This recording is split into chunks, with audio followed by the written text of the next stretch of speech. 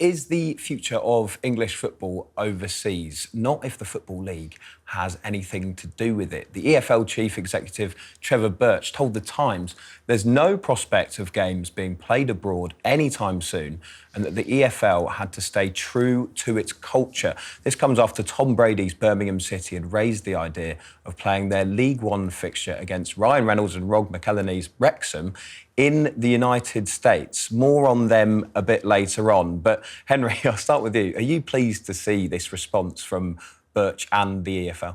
Trevor Birch is a proper football man. He understands what fans think, and fans don't want the games overseas. I think ultimately it will happen, but probably at elite level, because we've got so many American owners. I think that will happen, and PSR and financial pressures on clubs. You've only got to hear about the potential ticketing costs, how much they could generate for a game in New York or Miami or LA, wherever.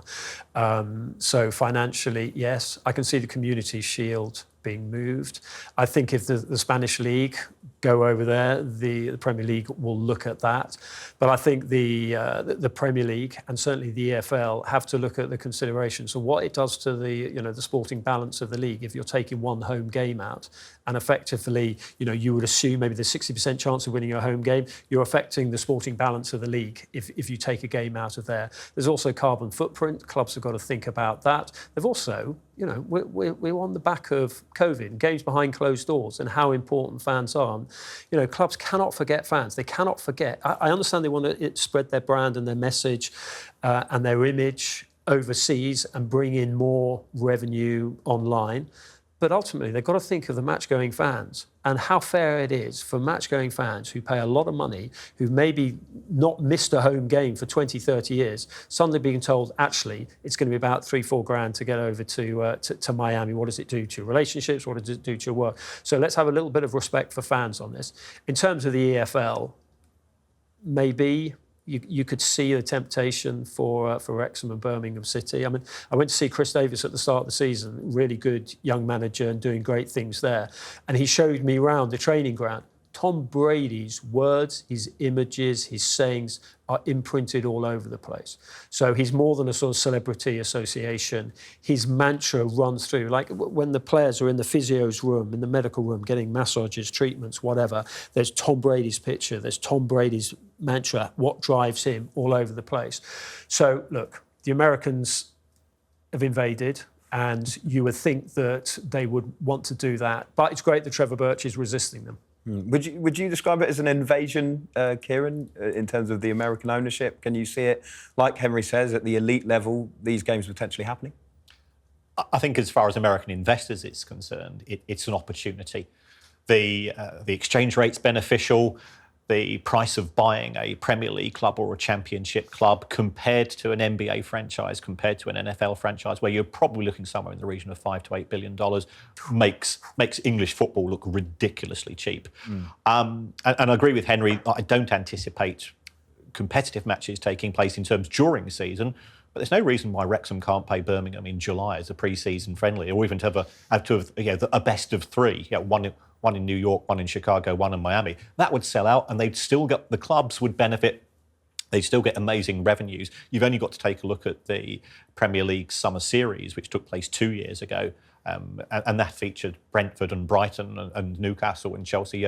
They weren't necessarily all of them glamour clubs, but those matches got very decent attendances, and the ticket prices. There's somebody that went to Philadelphia and paid $120 to watch effectively a glorified training exercise.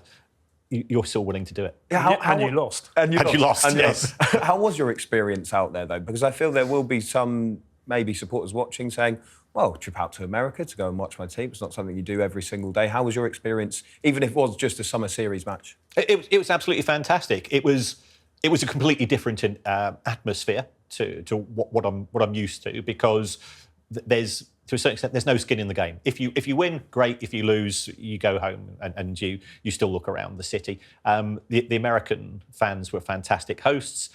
They were funny to us in terms of their interpretation of the game. But I think it's absolutely great to get a different perspective. We are very, very much embedded into the football culture of England, which is something I'm really proud of in terms of being an English football fan. But to see other perspectives in terms of club football and I was amazed by the level of knowledge of some of these fans. They really do follow their teams.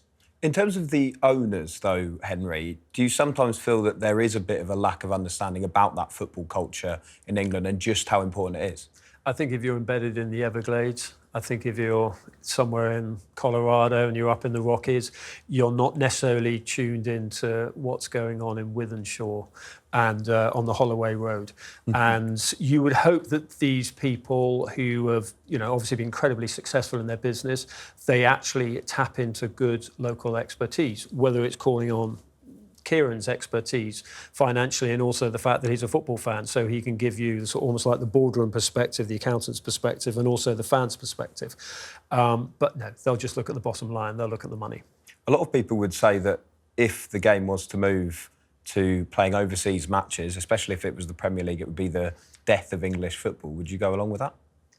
It would change it just so much. I mean, I spoke to Paul Mullen at Wrexham last season. He said that when Wrexham played their pre-season, they played for Manchester United and, the place was sold out. He said he was walking down Sunset Boulevard in LA and people recognised him. And obviously that's part of the series, but it just shows that I think with the World Cup, that is focusing in 2026, that's focusing so many American minds about soccer. So I genuinely can see it happening. I mean, I wish I was as confident as Kieran that it wouldn't happen at the elite level. But now you've got, how many is it, 13, 14 American owners in the Premier League. They've now got the voting rights. They can effectively spring it if they want to. So eventually you follow the money. Kieran, it's so interesting you were saying about talking to some of those American fans with brilliant knowledge of the game, etc. I don't know if the conversations went this way, but was there a sense from them that they were almost expecting games to be played out in the US, or were they actually saying, no, we love the charm of going across and seeing games over in England? They love coming to Manchester and Liverpool. I work in the city of Liverpool. When Liverpool are playing at home, you cannot find a hotel, because of the international appeal. So I think we perhaps don't realise that football is now a tourism attraction in its own right. And as an American fan of Liverpool Football Club or Manchester City or Manchester United or Chelsea, whoever it's going to be, they want to go to Anfield. They want to go to the Emirates. And it's a case of trying to work out a ticketing arrangement. And what we are seeing, and I think this is a much broader issue, is the big clubs are trying to shift away from season ticket holders and the legacy fans to make more tickets available. And this way is a way of perhaps dealing with both of those issues, allowing more of the international fan base to see matches on a regular basis and at the same time increasing revenues. But except though that is, you're completely right, but from their perspective, it's actually naive, because what they're saying is if we want to sort of reduce, as you say, and I completely agree with you, they want to reduce the match-going fan, the sort of the legacy fan, the heritage fan, as you call them. Actually, one of the reasons why American soccer fans want to come over is because of the atmosphere. Who creates the atmosphere? Kids from Wythenshawe, kids from the Holloway Road at Manchester United and Arsenal, respectively. So if you're actually diluting the audience, you're diluting the atmosphere, and there's a huge issue at the moment over 18 to 24s and that pricing strategy, as well as the sort of the senior concessions, then are they necessarily going to want to come if the atmosphere has been reduced? I think there is a much broader discussion to be had in terms of young people are being priced out of football. The average age of somebody that attends a Premier League football game is now 42. Right. And we don't make as much noise as we did when we were in our teenage years. So, yeah, absolutely. I think clubs are realising this, and what we are starting to see, and I think it's something which I do welcome, is acknowledging that there are fan groups, having discussions, having conversations to make sure that the DNA of the Stretford End is still maintained, but you can go and put people in the posh seats who are perhaps coming from overseas. Kieran, would this be something, do you think, that an independent regulator, there's so much talk about it, but is this exactly the kind of thing that they could weigh in on? Well, I think the independent regulator, assuming that it goes ahead, has to be very, very careful with regards to its remit. FIFA have made it very clear that they would object to any form of government interference and whether that would be deemed to be government interference. It was a fan-led review, and I think as far as the Football Supporters Association and the vast majority of fan groups are concerned, there are some untouchables. And I know, Henry, you're not as confident as I am. I think there would be a revolution similar to what we saw when Super League took place. And you've got to applaud, as a fan of a club that wouldn't have benefited from Super League, the fans of Manchester United and Chelsea and Arsenal and Spurs all came together. And they were the ones that were actually at risk, because 6 into 4 doesn't go as far as Champions League places are concerned. Guaranteed matches against Real Madrid and Bayern Munich and PSG each year. From a international fans' perspective, very welcoming. From a financial perspective, absolutely amazing. The Super League was great for those 6 particular clubs, but it was the resistance of the fans of those clubs. And I think we would see something similar. Henry, yeah, surely fans would be as angry about this as they would about the Super League, would you say? It's fairly rare in the tribal world of English fans, for actual clubs to stand shoulder to shoulder, to Liverpool fans to stand shoulder to shoulder with Manchester United fans and City fans and Arsenal fans and Chelsea fans, and stand up to this. That is the type of collective action you see more in the Bundesliga with their fans there.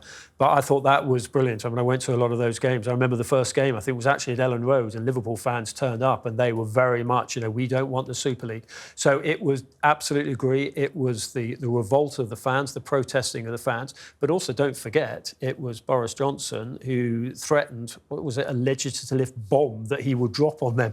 Don't know what FIFA would have made of that. So it was very much a twin approach on that. But if the owners, particularly the American owners, go to their fans and say, listen, if you want the elite players, and we're living in an age of PSR, and we need to sort of generate money through, whether it's Super League or whether it's going overseas, I still think we can't be complacent about the threat.